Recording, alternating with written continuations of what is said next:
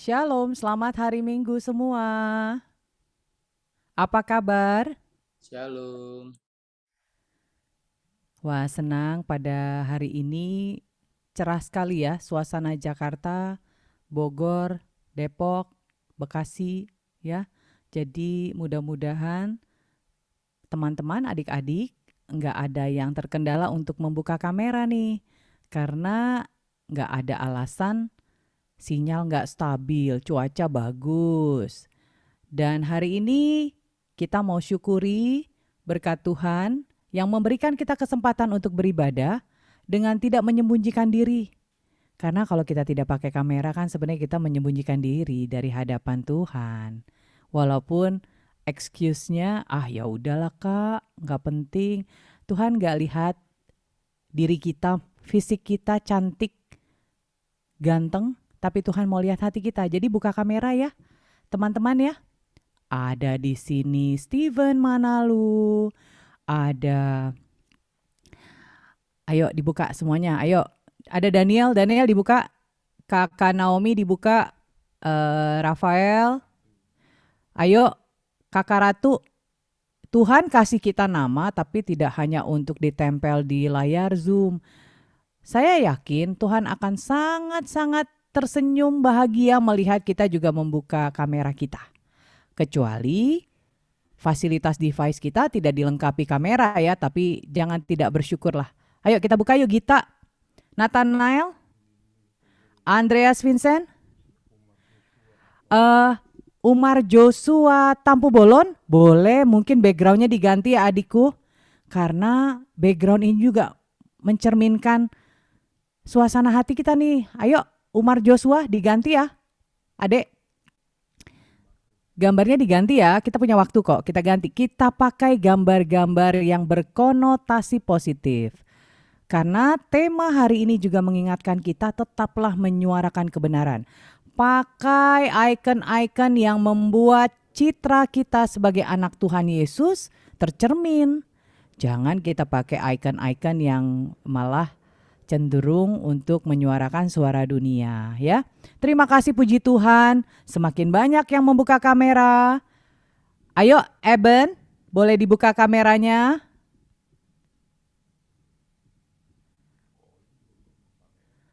Ayo, ini ada abang ketua remaja nih bang, dibuka juga kameranya karena basically anak-anak remaja akan lihat nih role modelnya udah buka belum. Ayo, ayo kita akan sangat bersuka cita jika kita mengikuti ibadah tapi melihat muka dengan muka bukan layar dengan layar. Kalau layar dengan layar nanti kita nggak tahu nih teman-teman benar-benar hikmat nggak mengikuti ibadah atau sambil tiduran sambil ke tangan kirinya megang gadget, update status dan sebagainya. Kita fokus ya. Sepakat? Boleh kita beri senyum dulu untuk mengawali ibadah kita hari ini. Hari Minggu 11 Juli 2021 kita memasuki minggu kedua di bulan ketujuh tahun ini. Meskipun kita merasakan masih ada hambatan untuk beribadah langsung di gereja, tapi kan Tuhan kasih juga keleluasaan buat kita beribadah dari manapun kita berada saat ini. Dan puji Tuhan, sehat semua, senyum, seger. Dan hari ini kami banyak mendapat kabar baik, kesembuhan, pemulihan, hasil-hasil yang tadinya positif jadi negatif. Itu luar biasa penyertaan Tuhan buat keluarga remaja di HKBP Jatiwaringin. Baik, kita akan mengawali ibadah kita. Kita akan selalu mengingat kebaikan Tuhan dan menghilangkan gerutu, menghilangkan kekecewaan, karena hari ini Tuhan memperkenankan kita menghirup udara segar, menikmati suasana dengan kesehatan yang luar biasa, dan mengalami pemulihan bagi yang kemarin sedang sakit. Dan kita percaya yang sedang dalam proses penyembuhan Tuhan akan campur tangan sehingga akan pulih sempurna. Amin ya. Jadi sambil kita menantikan adik-adik yang masih di jalur untuk masuk ke Zoom ini, kita siapkan hati kita akan naikkan pujian. Kasih Allah tak berkesudahan, karena Tuhan tuh luar biasa baik, nggak berkesudahan. Hingga detik ini kita masih bisa melihat, bersyukur sehat, menghirup oksigen gratis. So, tidak berkesudahan. Kita naikkan pujian ini bersama-sama untuk menyiapkan hati kita untuk ibadah hari ini.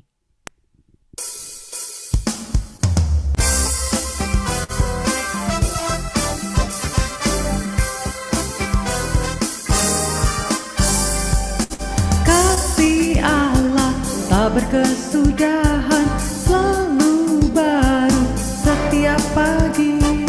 Rahmatnya pun tak pernah berakhir seumur hidupku. Kasih Allah tak berkesudahan, selalu baru setiap pagi. Rahmatnya pun tak pernah berakhir seumur hidupku. Dengan sukacita ku kan menari, dengan sorak-sorai memuji, ku naikkan pujian haleluya, nyanyi bagi Dia Sang Raja, nyanyi bagi Dia Sang Raja. Kasih Allah tak berkesudahan, selalu baru setiap pagi. Rahmatnya pun tak pernah berakhir seumur hidupku. Dengan sukacita ku kan menari, dengan sorak-sorai memuji, ku naikkan pujian haleluya, nyanyi bagi Dia Sang Raja, nyanyi bagi Dia Sang Raja selamanya.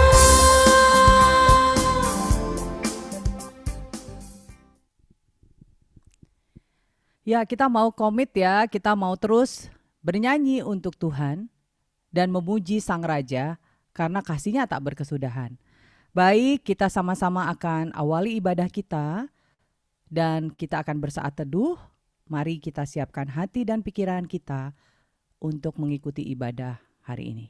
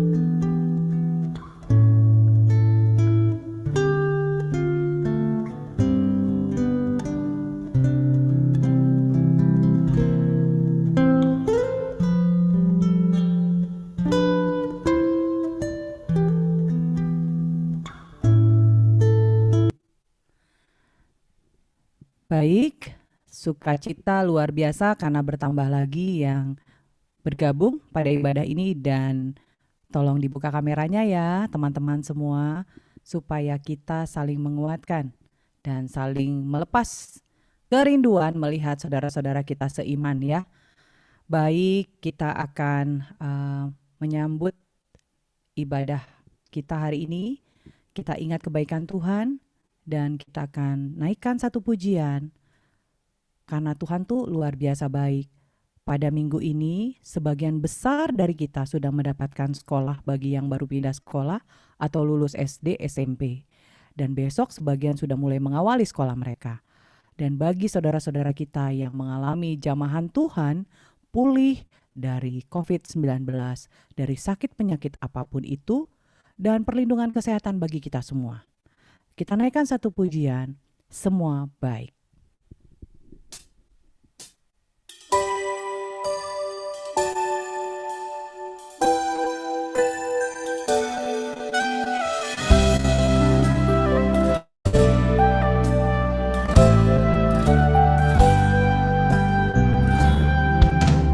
Dari semula telah kau tetapkan hidupku dalam tanganmu, dalam rencanamu Tuhan. Rencana indah telah kau siapkan bagi masa depanku yang penuh harapan. Semua baik, semua baik, segala yang telah kau perbuat di dalam hidupku. Sungguh menjadikan hidupku berarti.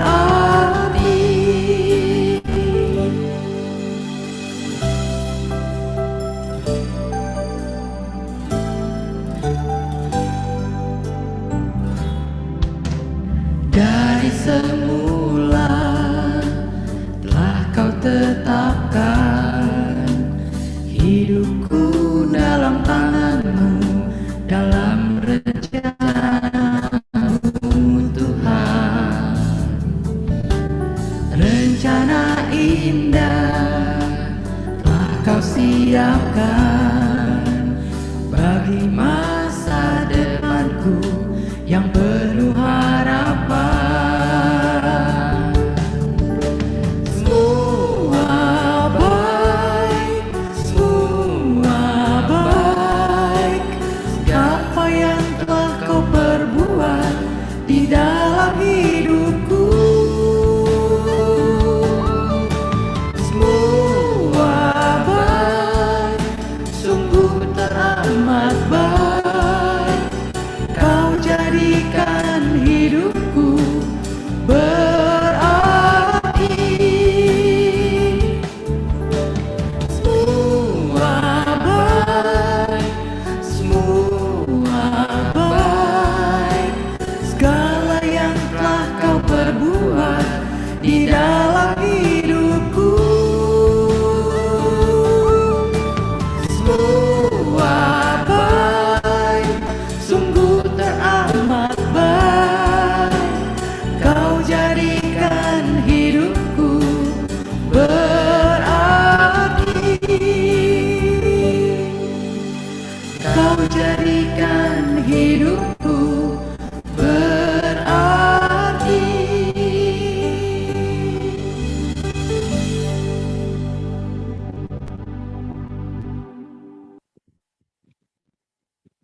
Di dalam nama Allah Bapa dan nama anaknya Tuhan Yesus Kristus dan nama Roh Kudus yang menciptakan langit dan bumi. Amin.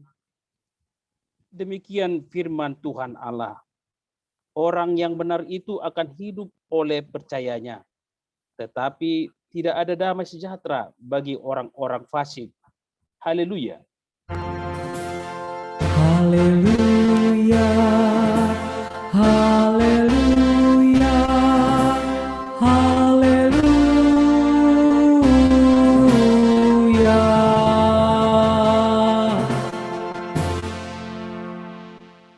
Marilah kita berdoa. Ya Tuhan Allah Bapa kami yang di surga, berikanlah bagi kami roh kedamaian dan kebenaran, supaya kami mengerti kehendak-Mu, dan dengan segenap kekuatan kami dapat melakukan kedamaian dan kebenaran itu oleh karena anak-Mu Tuhan Yesus Kristus Tuhan kami. Amin.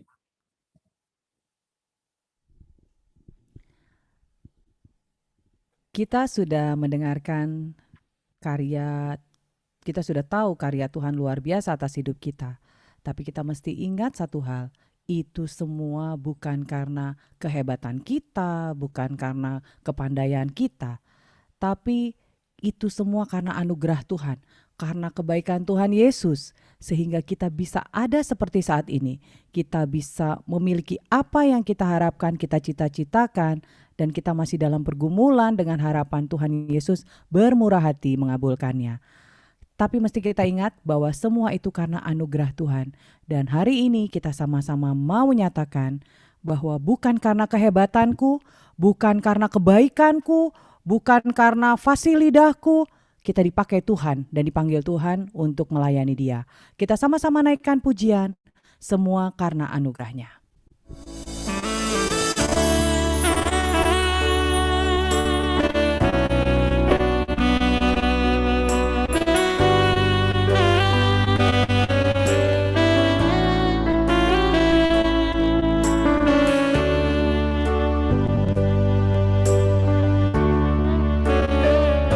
Bukan karena kebaikanmu, bukan karena fasih lidahmu, bukan karena kekayaanmu, kau dipilih, kau dipanggilnya, bukan karena kecakapanmu, bukan karena baik rupamu, bukan karena kelebihanmu, kau dipanggil, kau dipakainya. Bila engkau dapat, itu karunia-Nya. Bila engkau punya semua daripadanya, semua karena anugerah-Nya diberikannya pada kita. Semua anugerah-Nya bagi kita, bila engkau dipakainya.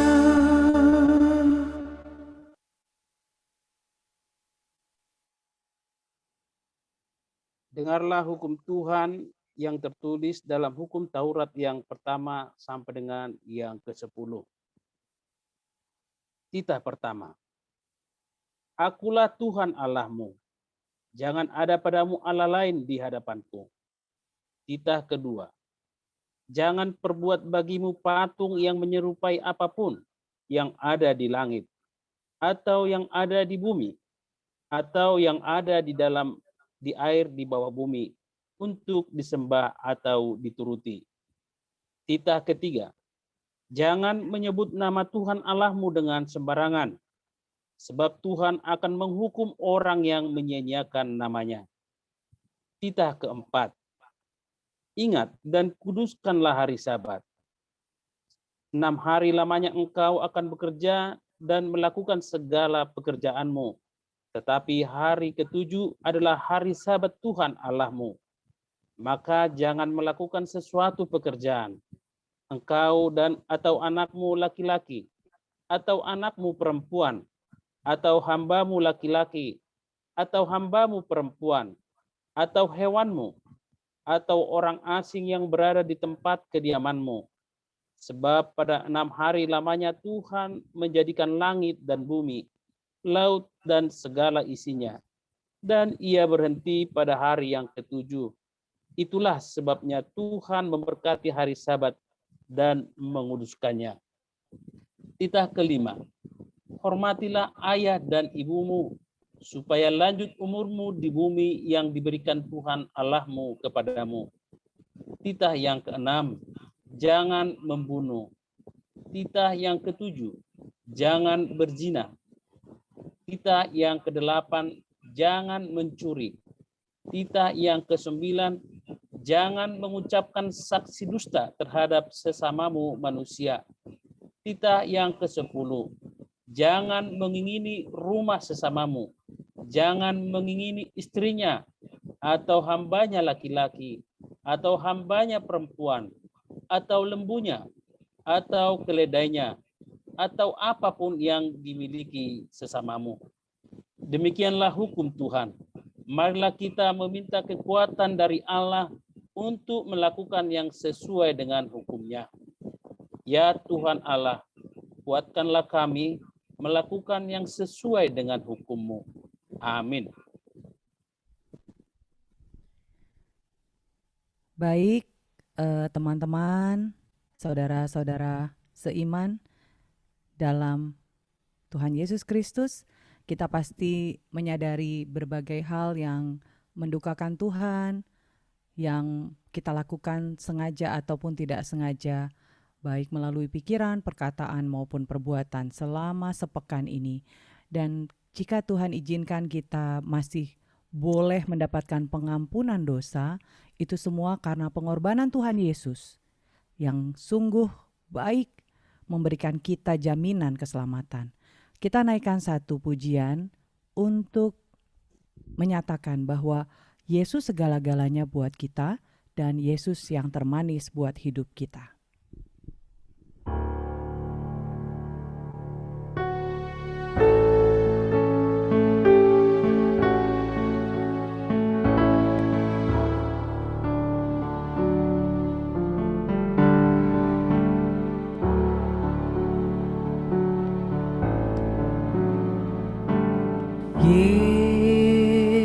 Yesus yang termanis buat jiwaku,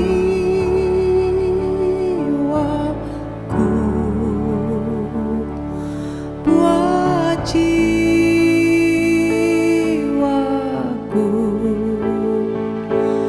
buat jiwaku.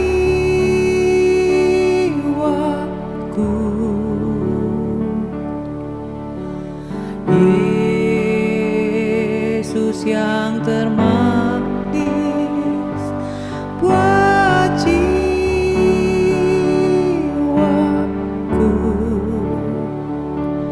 ku cinta selamanya.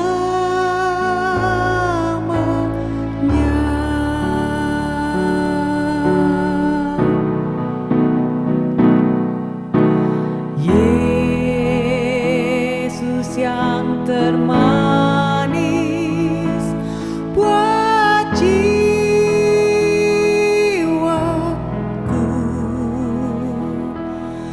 buat jiwaku,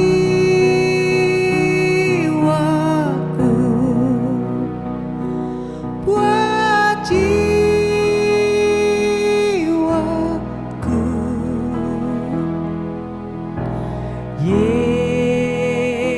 Yesus yang termanis buat jiwaku,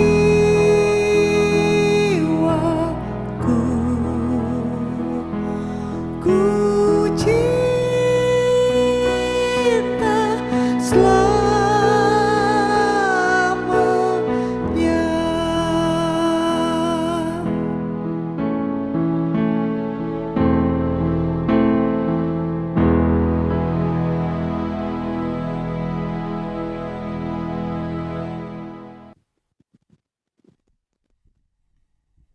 Marilah kita merendahkan diri untuk mengaku dosa kita.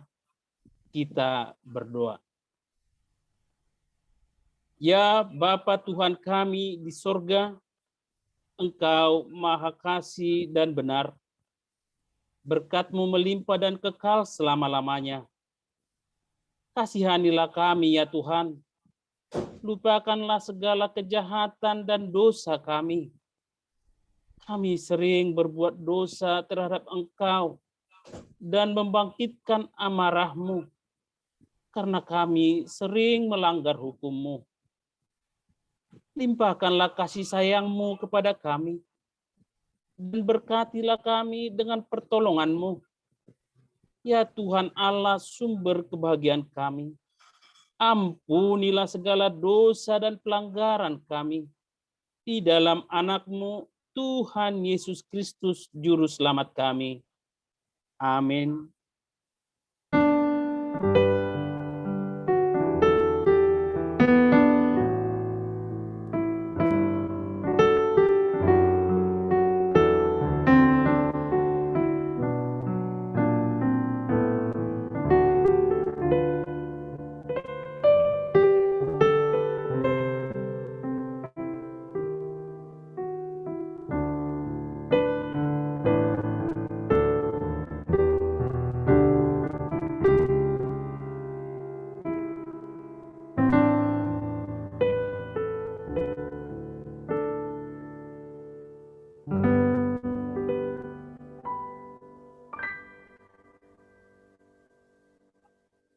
Janji Allah atas pengampunan dosa.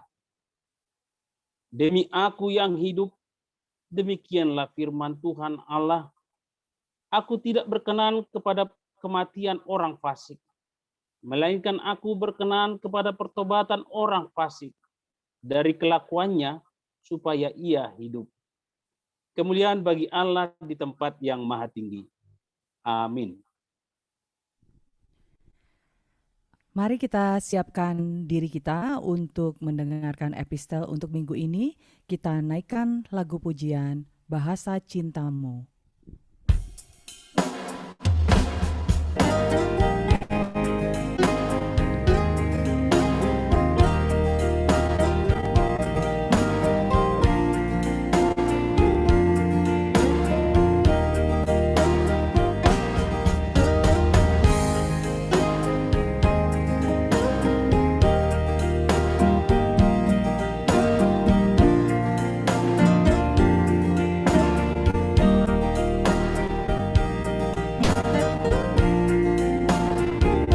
Andaikan aku lakukan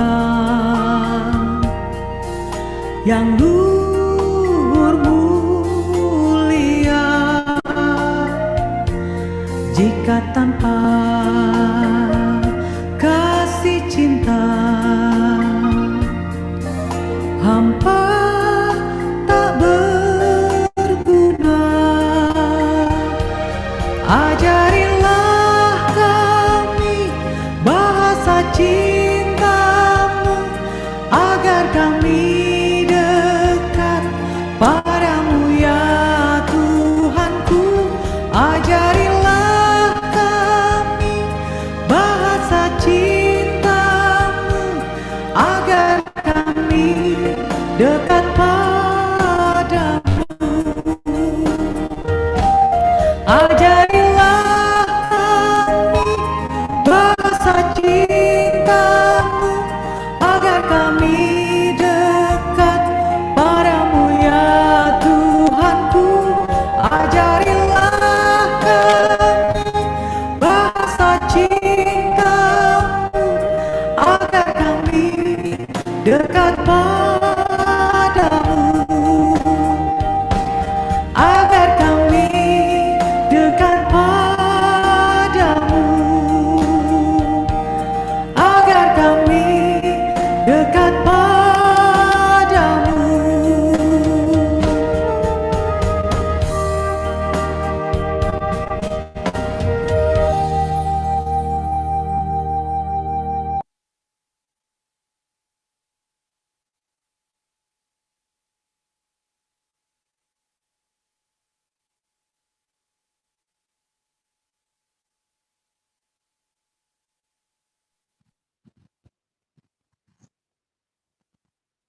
Firman Tuhan pada hari Minggu ini tertulis pada kitab Markus 6 ayat 1 sampai ayat 6.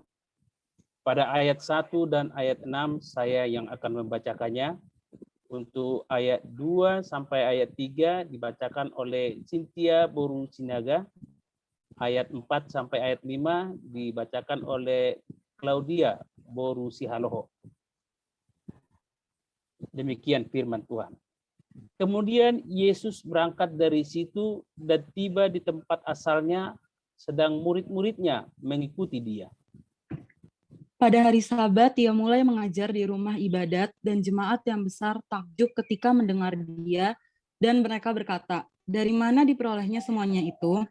Hikmat apa pulakah yang diberikan kepadanya? Dan mujizat-mujizat yang demikian bagaimanakah dapat diadakan oleh tangannya?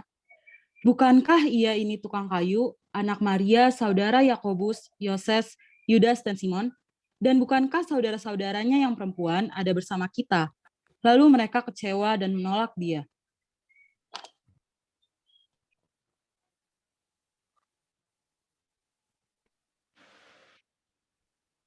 Maka Yesus berkata kepada mereka, "Seorang nabi dihormati di mana-mana, kecuali di tempat asalnya sendiri, di antara kaum keluarganya dan di rumahnya. Ia tidak dapat mengadakan satu mujizat pun di sana, kecuali menyembuhkan beberapa orang sakit dengan meletakkan tangannya atas mereka." Ia merasa heran atas ketidakpercayaan mereka. Demikianlah firman Tuhan. Berbahagialah orang yang mendengar firman Allah serta memeliharanya.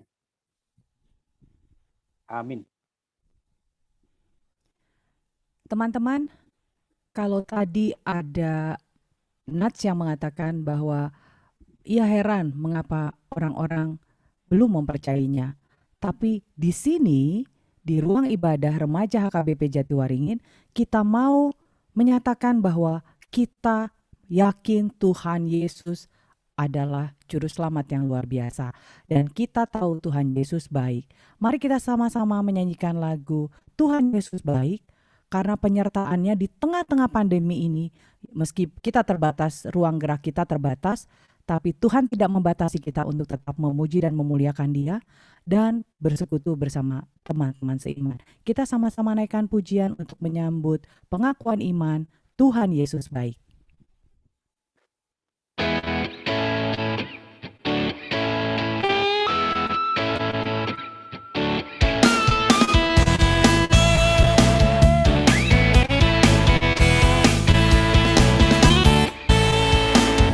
Tiada berkesudahan kasih setiamu Tuhan, selalu baru rahmat-Mu bagiku. Hari berganti hari,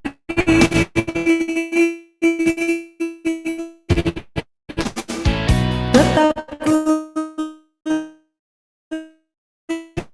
lihat kasih-Mu, tak pernah sungguh amat baik untuk selama-lamanya. Tuhan Yesus baik, Tuhan Yesus baik, sungguh amat baik untuk selama-lamanya. Tuhan Yesus baik, tiada berkesudahan kasih setia-Mu Tuhan, selalu baru rahmat-Mu bagiku. Hari berganti hari, tetap kulihat kasih-Mu, tak pernah berakhir di hidupku. Tuhan Yesus baik, sungguh amat baik untuk selama-lamanya. Tuhan Yesus baik, Tuhan Yesus baik, sungguh amat baik untuk selama-lamanya. Tuhan Yesus baik.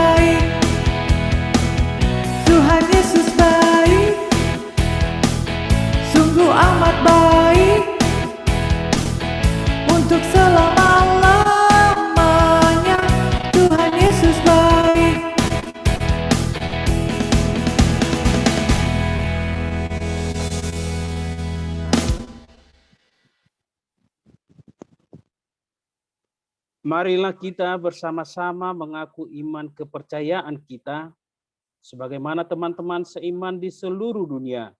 Kita bersama-sama mengucapkannya. Aku percaya kepada Allah, Bapa yang Maha Kuasa, Khalik langit dan bumi. Aku percaya kepada Yesus Kristus, anaknya yang tunggal Tuhan kita, yang dikandung daripada Roh Kudus, lahir dari anak darah Maria, yang menderita sengsara di bawah pemerintahan Pontius Pilatus, disalibkan, mati dan dikuburkan, yang turun ke dalam kerajaan maut. Pada hari yang ketiga, bangkit pula dari antara orang mati, naik ke surga, duduk di sebelah kanan Allah, Bapa yang Maha Kuasa. Dari sana akan datang kelak untuk menghakimi orang yang hidup dan yang mati. Aku percaya kepada Roh Kudus dan adanya satu gereja yang kudus dan am, persekutuan orang kudus, pengampunan dosa, kebangkitan daging, dan hidup yang kekal. Amin.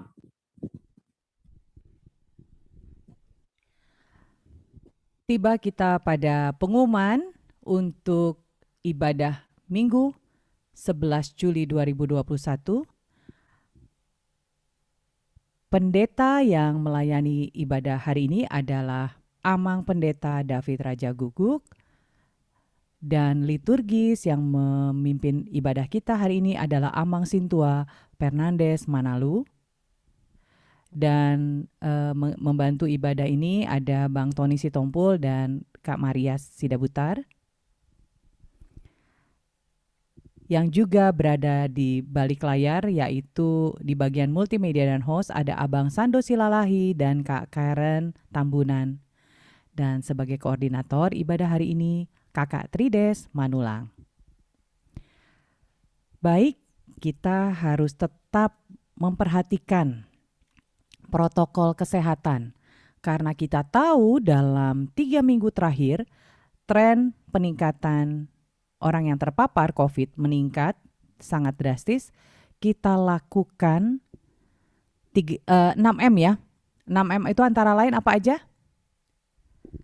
Mencuci tangan dengan sabun, memakai masker, menjaga jarak, menjauhi kerumunan, mengurangi mobilitas, dan yang satu lagi M tambahan adalah menghindari kumpul-kumpul atau makan bersama. Dan bagi kita remaja HKBP Jatiwaringin tambah satu lagi M-nya. Menghindari menggerutu. Karena kita harus tetap bersyukur, ya. Oke.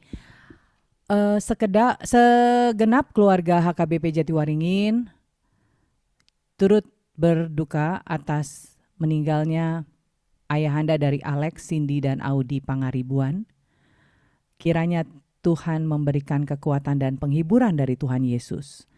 Kita juga sama-sama mendoakan dan memberi dukungan kepada keluarga dan teman-teman kita yang saat ini masih harus dalam perawatan, baik isolasi mandiri di rumah ataupun di rumah sakit, agar tetap semangat berpengharapan, karena bagi Tuhan tidak ada yang mustahil dan Tuhan telah memberikan banyak tanda bukti betapa Ia setia bagi orang-orang yang berseru kepadanya. Pada minggu ini kami banyak menerima kabar baik, kesembuhan yang luar biasa, pemulihan, dan sukacita yang diberikan Tuhan di tengah-tengah keluarga remaja HKBP Jatiwaringin. Dan yang tidak kalah penting buat teman-teman remaja, tetap setia mengikuti ibadah Minggu Remaja. Dan buka layar. Juga pada minggu ini, mari kita sama-sama ucapkan selamat ulang tahun untuk teman-teman remaja.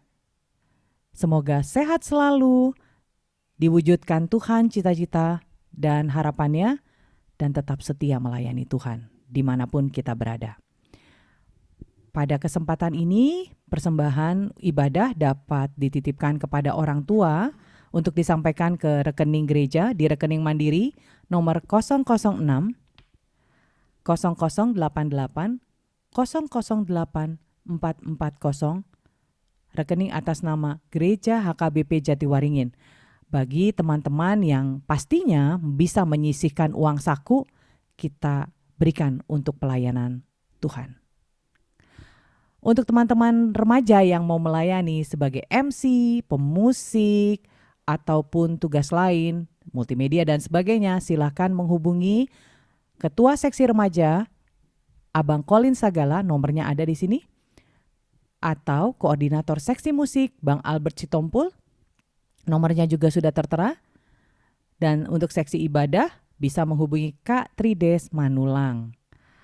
Dan bagi saudara-saudara kami, adik-adik yang masih mengikuti pelajaran CD, bagi pelajar CD, tetap setia menghadiri ibadah remaja dan jangan ragu untuk membuka kamera.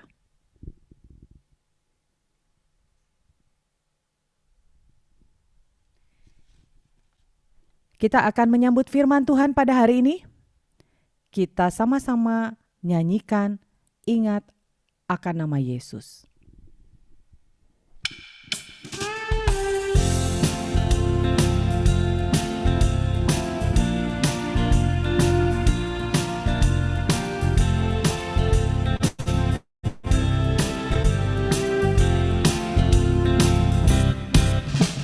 Ingat akan nama Yesus, kau yang susah dan sedih. Nama itu menghiburmu, kemana saja kau pergi. Indahlah namanya,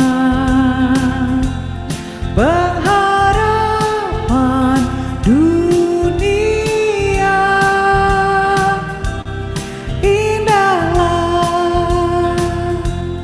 namanya,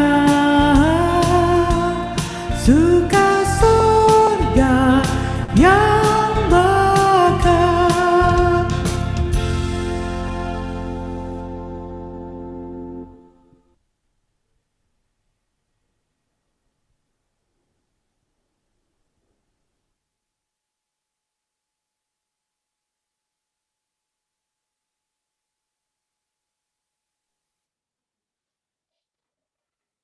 Damai sejahtera Allah yang melampaui segala akal, itulah yang memelihara hati dan pikiranmu di dalam Kristus Yesus Tuhan kita.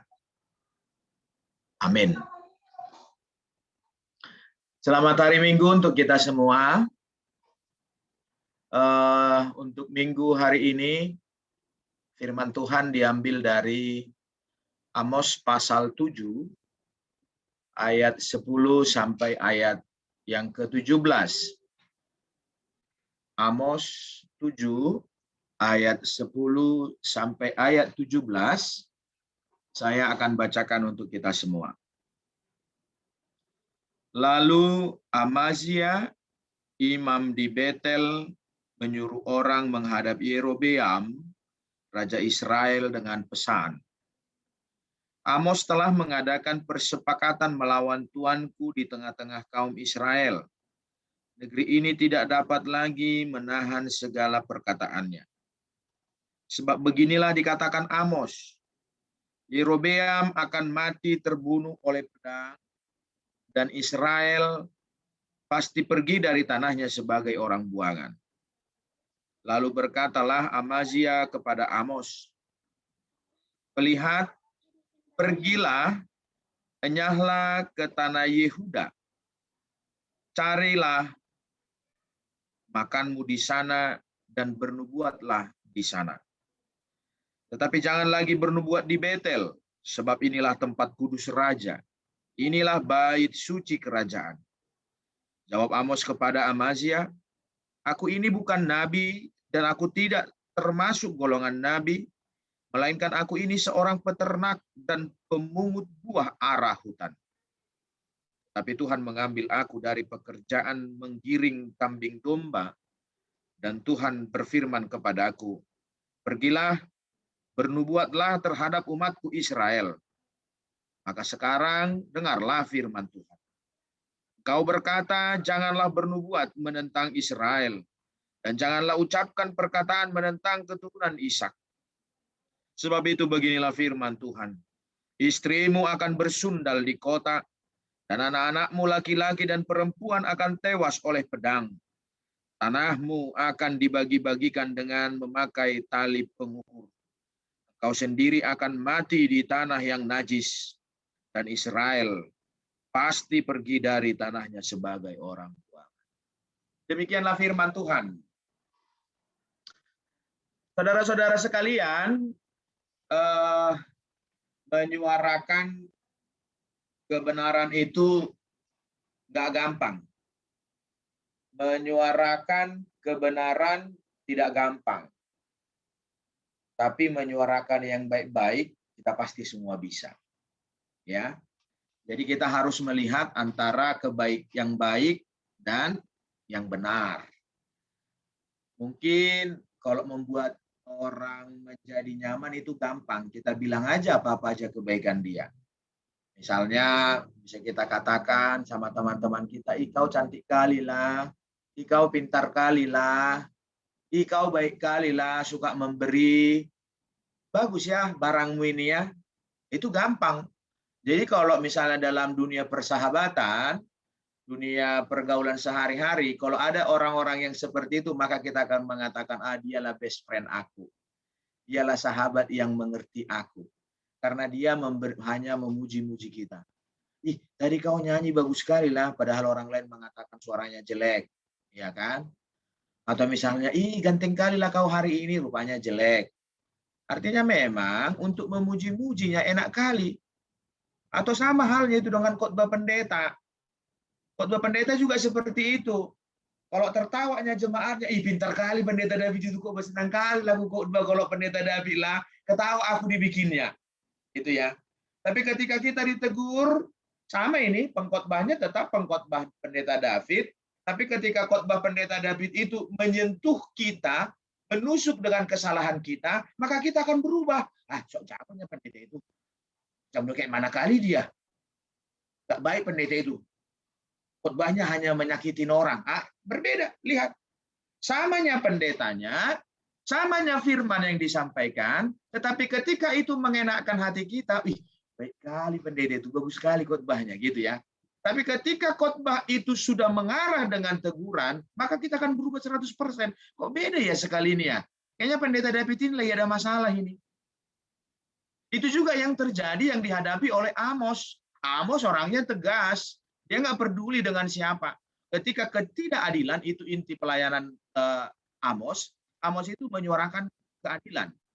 Dia senang dengan yang namanya keadilan. Karena pada saat itu, keadilan tidak bisa ditemukan. Kenapa keadilan tidak bisa ditemukan? Yang kaya semakin kaya, yang miskin semakin miskin, dan bahkan tertindas. Itu dia.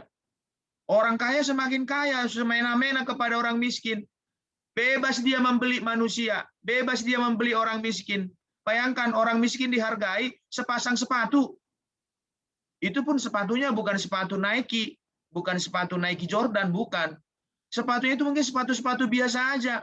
Bayangkan harga satu manusia sepasang sepatu. Bayangkan. Dan mereka juga menjual makanan yang nggak bagus untuk orang-orang miskin itu. Itulah ngerinya pada saat itu. Barang-barang yang jelek itu dijuallah sama orang miskin. Orang kaya itu berpesta-pesta, makan-makan yang enak mereka di situ. Ini yang tidak disukai oleh Amos. Lalu dia bersuara dengan keras. Keadilan Tuhan akan bergulung-gulung. Dikatakan kepada orang Israel, pemimpin Israel pada saat itu. Dan kalau secara khusus kita melihat Amos pasal 7 ini, bayangkan Amos itu ada 3 kali menerima penglihatan, ya, bagaimana Israel akan dipulihkan. Pemulihan Tuhan itu bukan dengan cara diperbaiki begitu-begitu saja. Pemulihan yang dilakukan Tuhan kepada Israel itu diibaratkan seperti ini. Seperti, pernah nggak kita ini ada luka di kaki atau di badan kita, ya? Kalau misalnya ada luka, misalnya udah mulai membusuk lukanya itu, maka apa yang dilakukan dokter? Apakah dokter akan mengatakan, "Udah ya, dielus-elus saja"? Nggak mungkin itu. Nggak mungkin dokter itu dielus-elus, sembuh, sembuh, sembuh. Enggak. Pasti apa yang dilakukan? Oh, ini udah busuk ini, harus dibelek. Bayangkanlah, yang luka itu dibelek, dikasih alkohol, baru dibersihkan. Kalau perlu dikorek. Bayangkan sampai seperti itu. Kalau Yesaya, versinya beda lagi. Yesaya mengatakan begini, Tuhan yang akan mencabut, Tuhan yang akan membuang. Itu dia. Tuhan yang akan meragi. Jadi kalau Amos mengatakan, keadilan itu harus ditegakkan. Makanya dalam penglihatannya, di Amos pasal 7 ayat 1-9, yang pertama penglihatan dia itu belalang. Belalang ini Tuhan datangkan, dia memakan habis semua rumput-rumputan, lalu Amos meminta kepada Tuhan, Tuhan kasihanilah. Itu kan keturunan-keturunan Yakub itu kan mereka orang-orang kecil. Penglihatan pertama, Tuhan masih mengampuni. Baru datang lagi penglihatan kedua, api. Api membakar habis semua. Amos lagi-lagi mengatakan, Tuhan, itu orang Yakub itu orang-orang kecil, kasihanilah Tuhan. Oke, Tuhan masih mengampuni mereka. Tapi yang ketiga, ketika Tuhan sudah memberikan dua kali kesempatan, Tuhan memberikan penglihatan kepada Amos, yaitu tali sipat. Tali sipat ini nanti bisa kita lihat bagaimana gambarnya. Biasa digunakan tali sipat ini untuk mengukur kelurusan satu tembok. Jadi orang bangunan memakai tali sipat untuk mengukur, udah lurus belum tembok ini. Jadi kalau masih ada bengkok-bengkoknya, diperbaiki lagi, nanti ketahuan dari tali sipat ini. Jadi Tuhan memakai tali sipat itu untuk melihat bangsa Israel, apakah mereka sudah lurus, apakah masih bengkok-bengkok. Wah, ternyata mereka masih bengkok-bengkok. Barulah Tuhan mengatakan, mereka akan dibuang dan Yerobeam akan mati. Itu masalahnya. Saya mau mengajak teman-teman di sini mau melihat kenapa sih sekeras itu si Amos? Ya karena memang pada saat itu bangsa Israel itu berada dalam situasi yang sangat memprihatinkan. Nanti bisa juga dibaca teman-teman 1 Raja-Raja pasal 12. Kita anggaplah kita ini lagi membaca cerita bagaimana kita melihat perjalanan kerajaan bangsa Israel yang besar itu. Di 1 Raja-Raja pasal 12, Yerobeam yang dikritik oleh Amos ini, dia itu ternyata sudah mengkhianati Tuhan juga. Bukan hanya pelaku ketidakadilan. Ternyata dia juga membuat patung-patung lembu emas. Supaya orang Israel itu bukan menyembah lagi kepada Tuhan, bukan menyembah lagi kepada Allah yang telah membebaskan mereka. Tetapi dibuatnya patung lembu emas. Bayangkan, secara sosial dia telah menindas, secara ekonomi dia telah korupsi, secara spiritual dia juga telah mengkhianati Tuhan. Ya, bayangkanlah karena ketakutannya juga, secara politik dia mengambil kekuatan berkoalisi dengan bangsa-bangsa yang lain.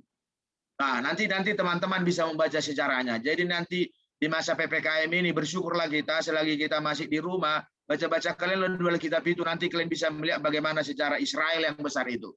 Ketakutan mereka, bangsa yang sebesar Israel aja mereka ketakutan. Wah, ini bahaya ini kerajaan Babel ini. Ini harus mencari koalisi ini. Ya kan? Dicari koalisi. Mereka mencari ke Mesir. Mereka mencari kekuatan Asyur pada saat itu. Datang Tuhan mengatakan, enggak ada. Siapapun dia akan menghancurkan bangsa Israel. Itu kata Tuhan. Baru setelah itu kita lihat ada percakapan, ada perdebatan si Amos dengan ada di sini di ayat 10 ini muncullah dia memang ya. Di mana-mana selalu ada yang namanya penjilat. Ya, hati-hati dari dulu udah ada penjilat. Nah, dari dulu udah ada orang-orang yang ABS, asal Bapak senang. Itu dia. Di zaman sekarang ini juga banyak orang, wah, ini kayak mana ya biar senang guru kelas. Lalu dipuji-pujilah guru kelasnya. Padahal ada temannya yang melakukan kebenaran ya disalahkan.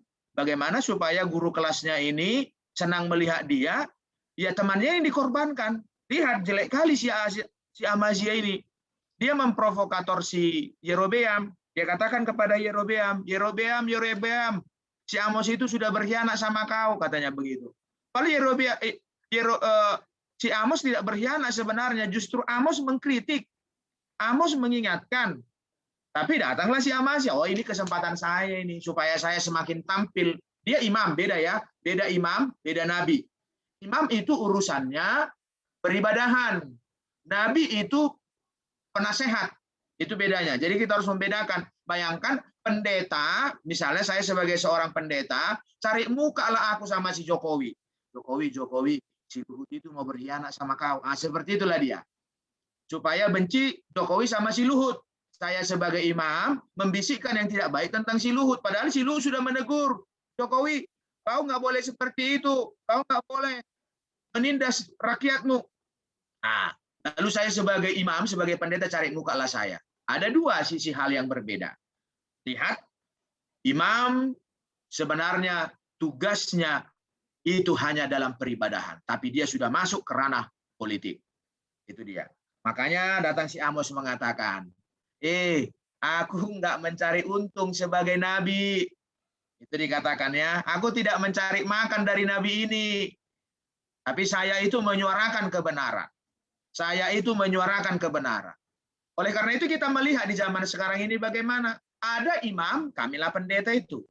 Kami pendeta imam. Tapi nabi itu tidak bekerja di bait Allah. Nabi itu bisa bekerja yang lain. Amos di sini dia dikatakan tadi pengumpul pohon ara hutan. Ya.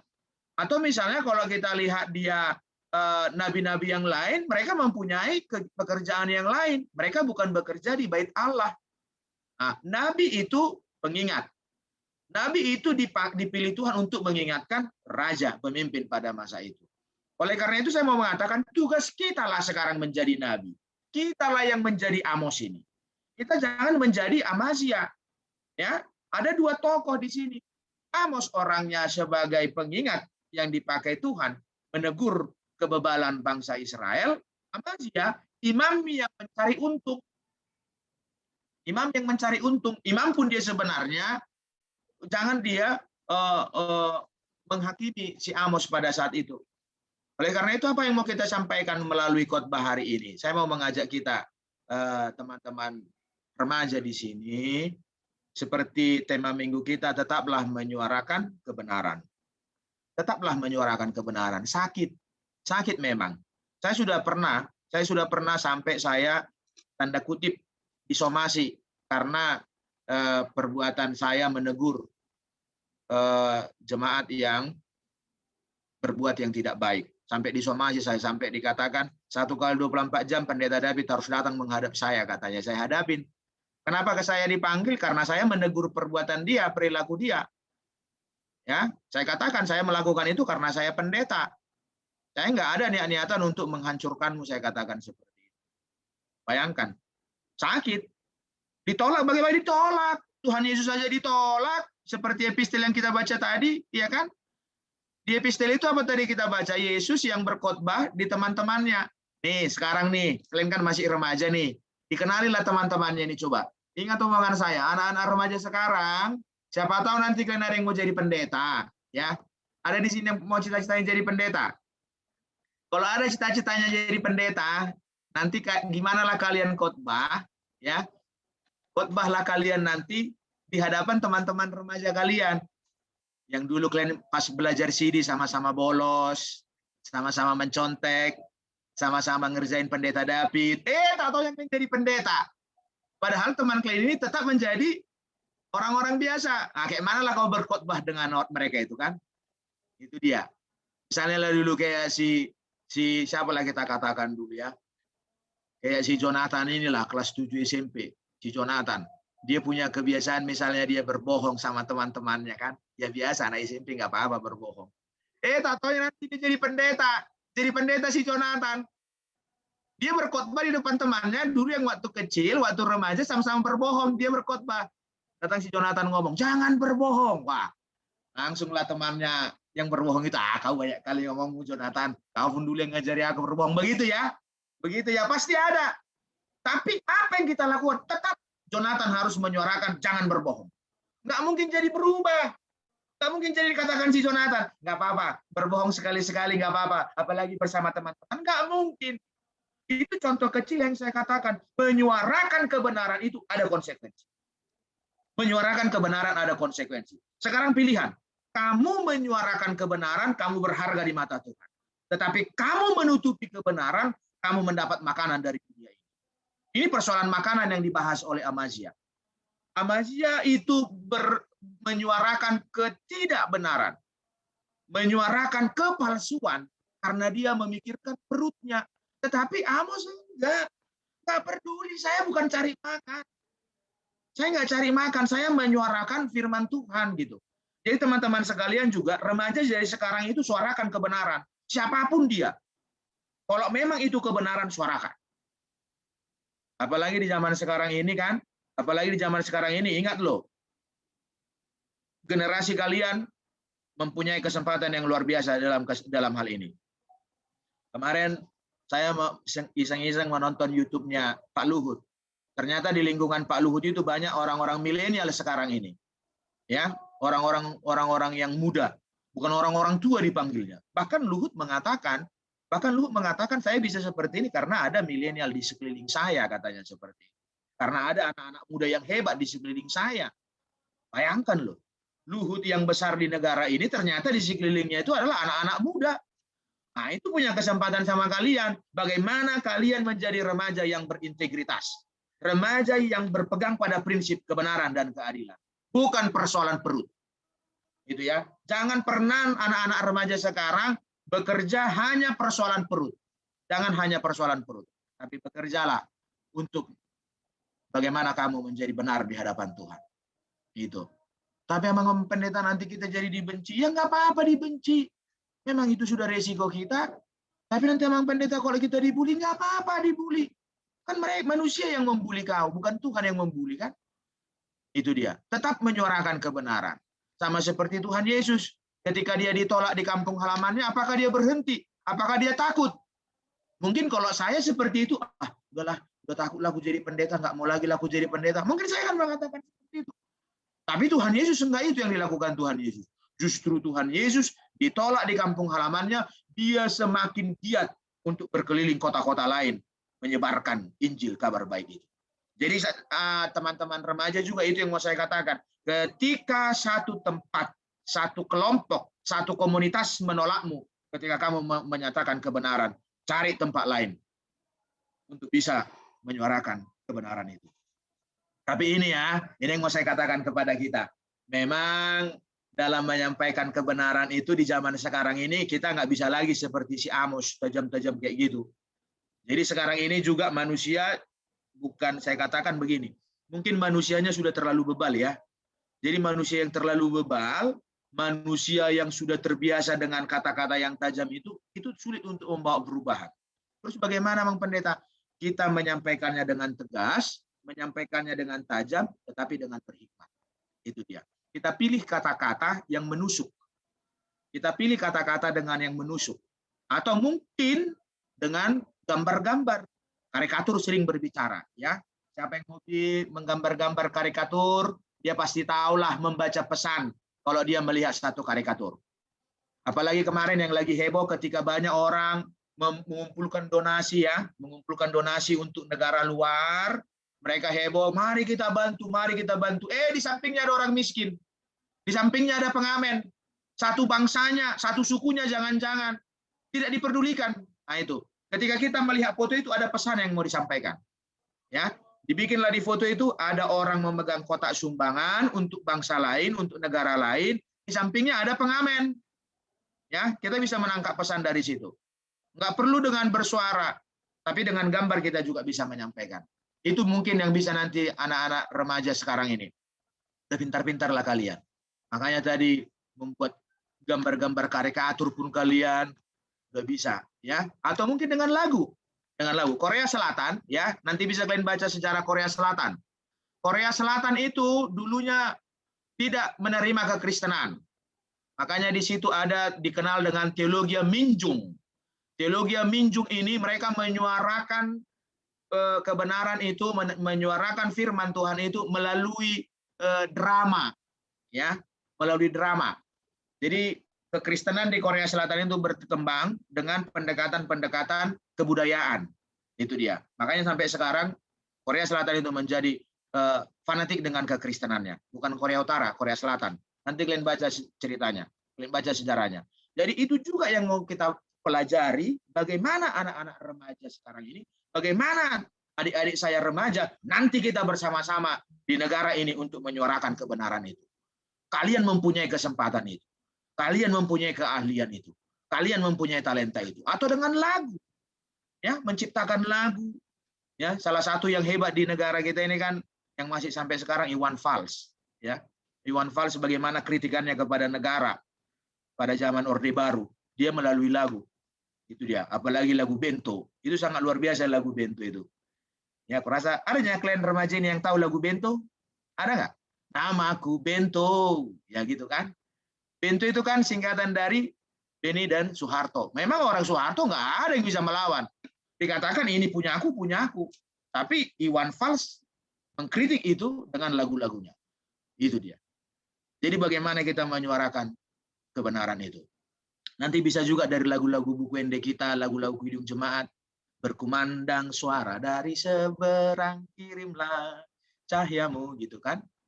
Berkumandang suara, ada suara-suara sekarang yang membutuhkan keadilan. Jadi jangan seperti kayak mana lagu bilang ya.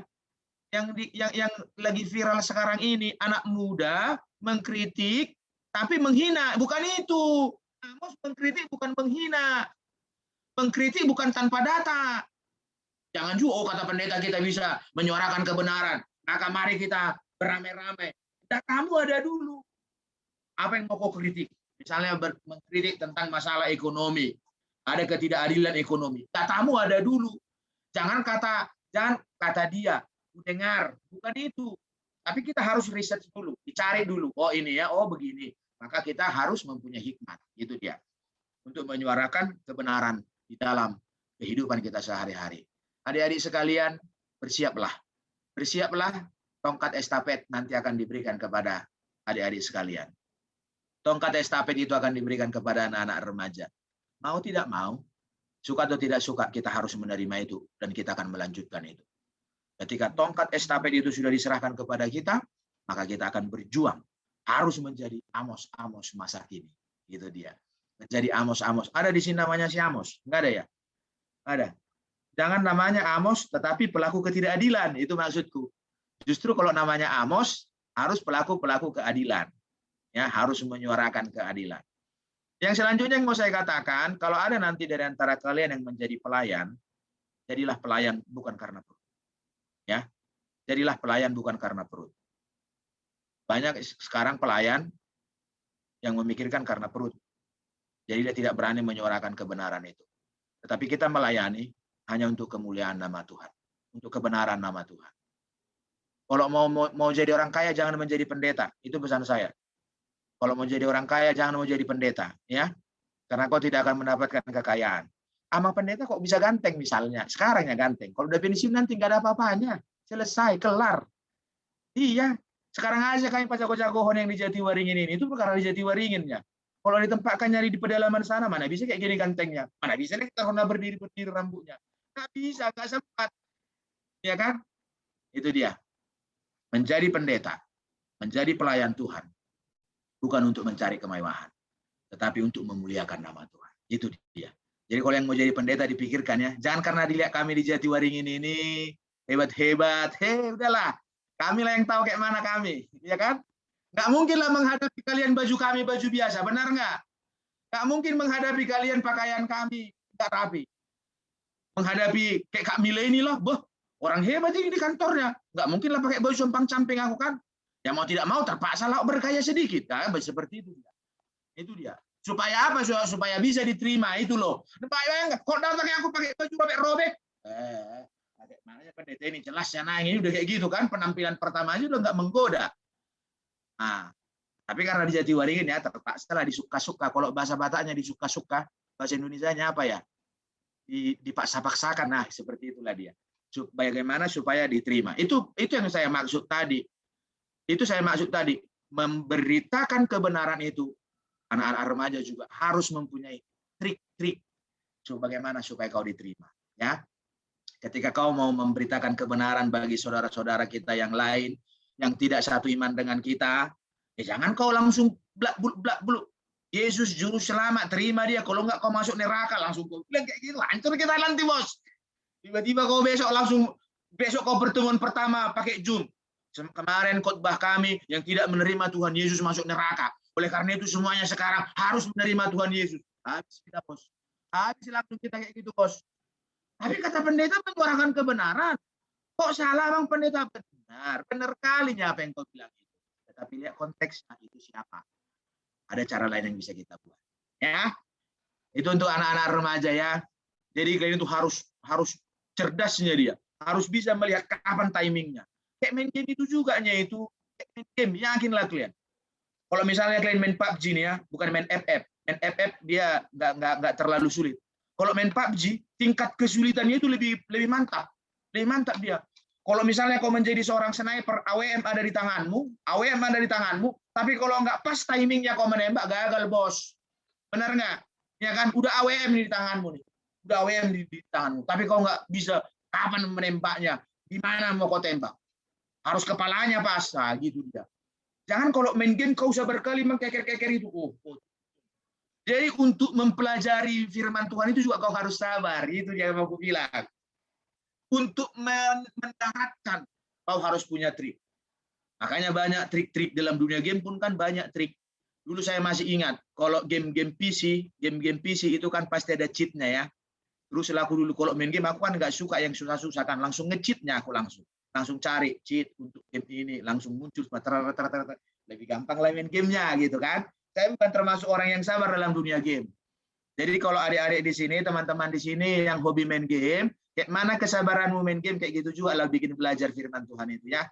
Kayak mana kau sungguh-sungguh membaca Alkitab juga seperti kau rajinnya bermain game. Begitulah. Kalau kau bermain game tahan sampai 8 jam, dia membaca Alkitab juga sama belajar harus sanggup lah 8 jam. Oke, ya. Karena kesempatan itu akan diberikan kepada kita nantinya. Amin. Kita berdoa. Terima kasih ya Tuhan, karena kami telah mendengarkan firman-Mu yang meminta kami untuk selalu menyuarakan kebenaran di tengah-tengah dunia ini. Biarkanlah kebenaran yang kami beritakan itu membawa dampak yang baik di dalam kehidupan bernegara kami, berbangsa, bermasyarakat, dan di tengah-tengah lingkungan sekitar kami. Terima kasih Tuhan.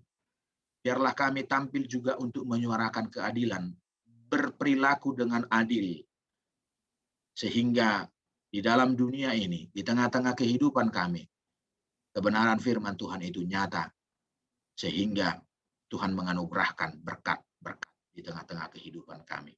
Inilah anak-anak remaja HKBP Jatiwaringin ini yang Tuhan perlengkapi dalam kehidupan mereka, supaya mereka bisa menyuarakan kebenaran, menyuarakan keadilan di tengah-tengah dunia ini.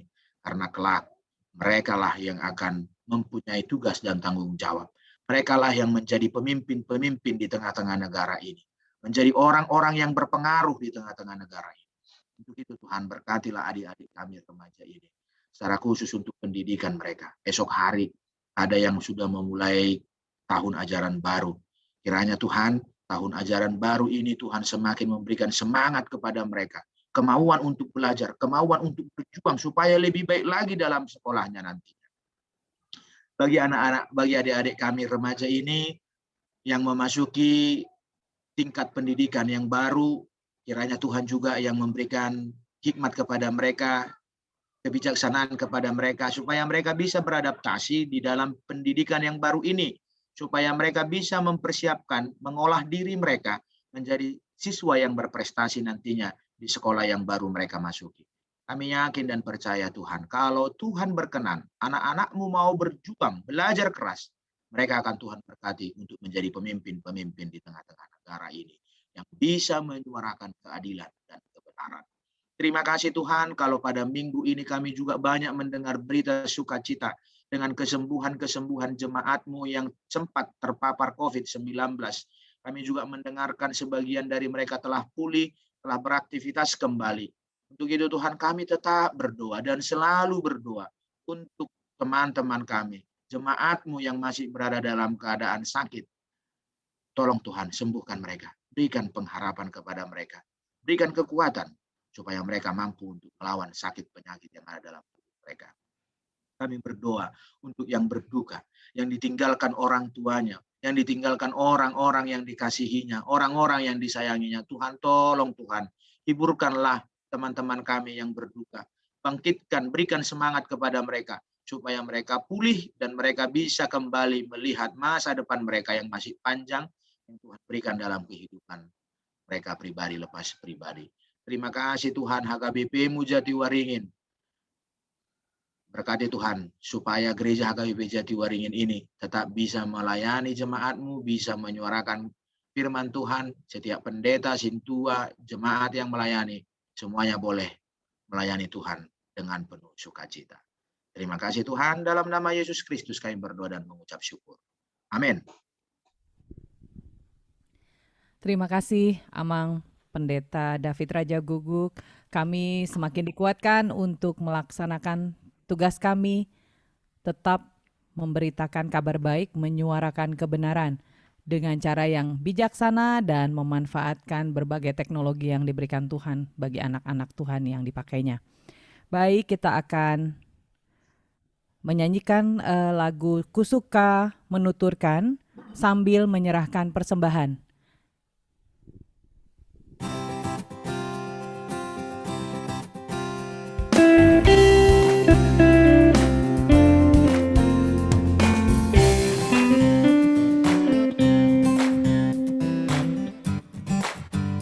Ku suka menuturkan cerita mulia, cerita Tuhan Yesus dan cinta kasih-Nya. Ku suka menuturkan cerita yang benar, penawar hati rindu, pelipur terbesar. Ku suka menuturkan, ku suka memasyurkan cerita Tuhan Yesus dan cinta kasih-Nya.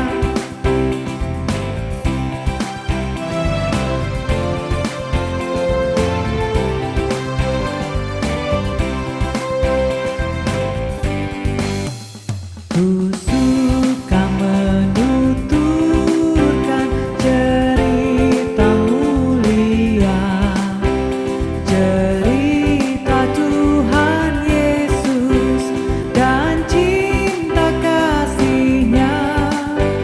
Ku suka menuturkan cerita yang benar, penawar hati rindu, pelipur terbesar. Ku suka menuturkan, ku suka memasyurkan cerita Tuhan Yesus dan cinta kasih-Nya. Cerita Tuhan Yesus dan cinta kasih-Nya.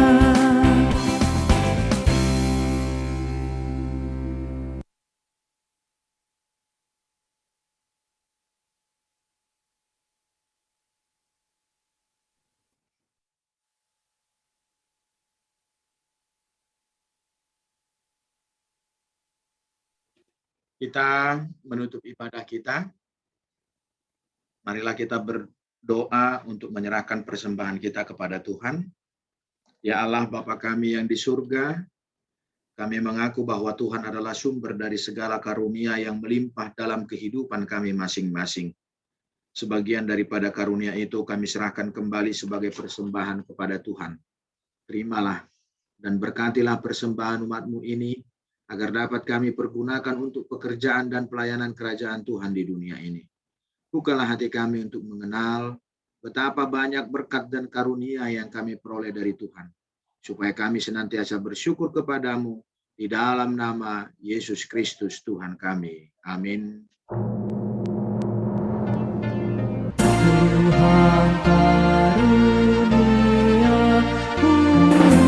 roh dan jiwaku semua, nyawa juga hidupku, harta milikku semua.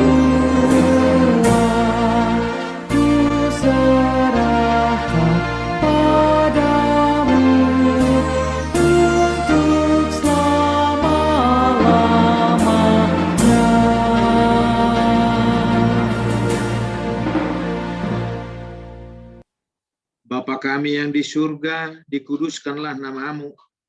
Datanglah kerajaanmu, jadilah kehendakmu di bumi seperti di surga. Berikanlah kami pada hari ini makanan kami yang secukupnya.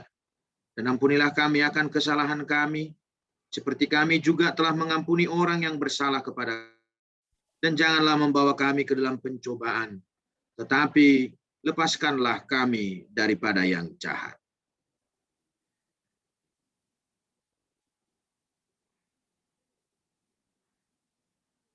Karena Engkau yang mempunyai kerajaan dan kekuasaan dan kemuliaan sampai selama-lamanya. Amin.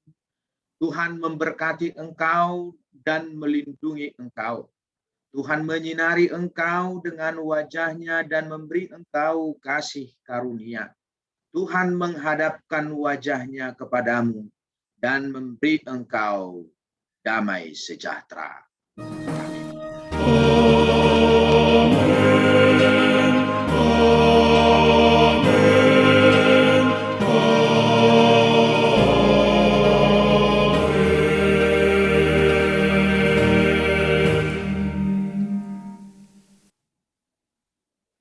Selamat hari Minggu untuk kita semua. Selamat hari Minggu, Amang. Selamat hari Minggu, sahabat-sahabat, teman-teman semua. Amang Manalu.